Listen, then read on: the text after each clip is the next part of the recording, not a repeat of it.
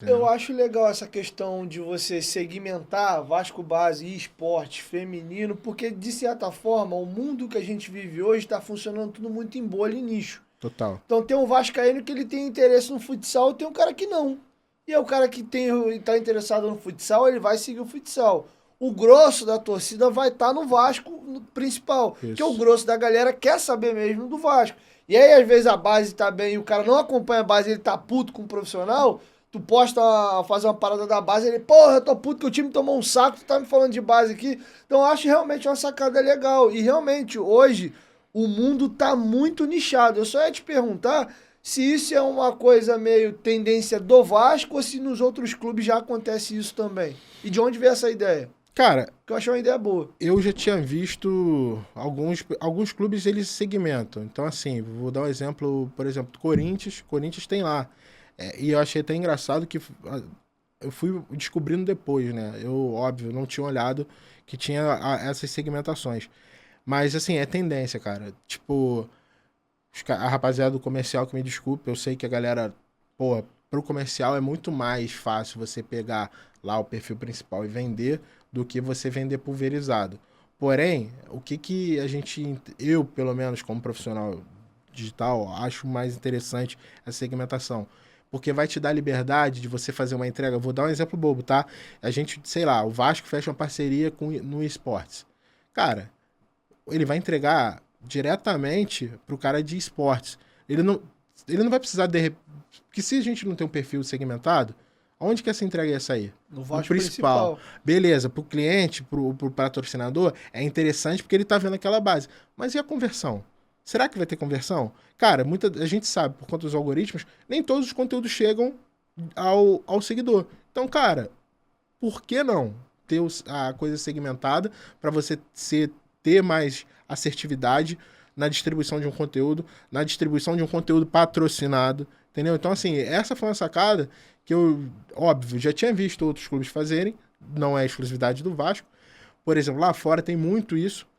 Tenho a oportunidade de trabalhar com alguns clubes lá de fora e, cara, é isso. Tipo, vou dar um exemplo bobo: o Chelsea, que é um time que eu gosto muito e acompanho. Já trabalhei 3 temporadas sendo responsável do conteúdo deles em português. Cara, o Chelsea tem lá, o seu perfil principal vai praticamente tudo, mas tem o perfil do feminino. Por quê? Porque justifica ter o perfil do feminino, porque o feminino é forte, o feminino tem alguns patrocinadores específicos do feminino. Então, assim, você não.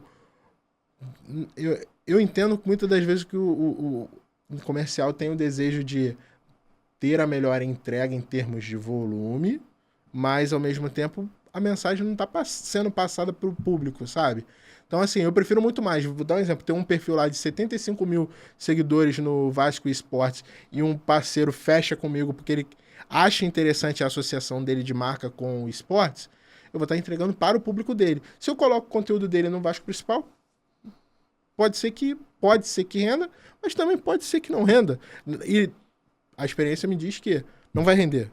Entendeu? E aí o que acaba acontecendo? A frustração do parceiro. Porque o patrocinador ele quer exposição, ele quer visibilidade. Muitas das vezes ele quer aquele recall. Ah, pô, mas você tá falando de pô, uma base que tem 2 milhões e 600 versus uma de 75 mil. Cara, aí é o que eu falo. A base de 75 mil ela é ultra nichada. Então, assim, pô, a possibilidade de conversão é muito maior nessa base de 75 mil do que na de 2 milhões e 600. Entendeu? Então eu vejo muito essas possibilidades de tipo, cara, vai ter entregas específicas para esses perfis. É mais difícil de vender? Talvez seja um pouquinho mais difícil de vender, mas quando não está dentro de um projeto grande. Se você parar para olhar, não, vou fazer só um projetinho para vender o digital, as publicações que saírem no Vasco Feminino. Cara, dificilmente alguém vai se interessar. Mas a partir do momento que você cria um projeto especial que você tem, sei lá, você pode. Esse patrocinador tá na camisa, tá no site, tá nas redes sociais. Pô, peraí. A coisa muda de figura. Entendeu? Então passa a ter uma amplitude muito maior. Uma das coisas que eu observei é que existem patrocinadores, não no Vasco principal, mas algumas marcas menores que elas acabam entrando nos clubes e drivando aquela audiência relacionada a determinado clube por influenciadores. Tem a galera que já percebeu que, por exemplo, o Vasco, Pô, cara, todo mundo quer surfar o engajamento da torcida do Vasco, todo mundo. Aí o que muitas vezes um patrocinador faz? Cara, pra ele, às vezes o budget dele, ele não vai conseguir chegar no Vasco. Mas ele vai chegar em você, vai chegar, pô, no Juninho, vai chegar no João Almirante. Vai falar, cara, pô, eu quero conversar com a torcida do Vasco, eu quero apresentar o meu produto, o meu serviço à torcida do Vasco. E às vezes acaba acontecendo isso. Ele não tem a grana pra investir no Vasco, ele vai lateralmente. Cara, isso é uma tendência. Isso é uma tendência do mundo. Não à toa o marketing de influência tá esse boom do jeito que tá.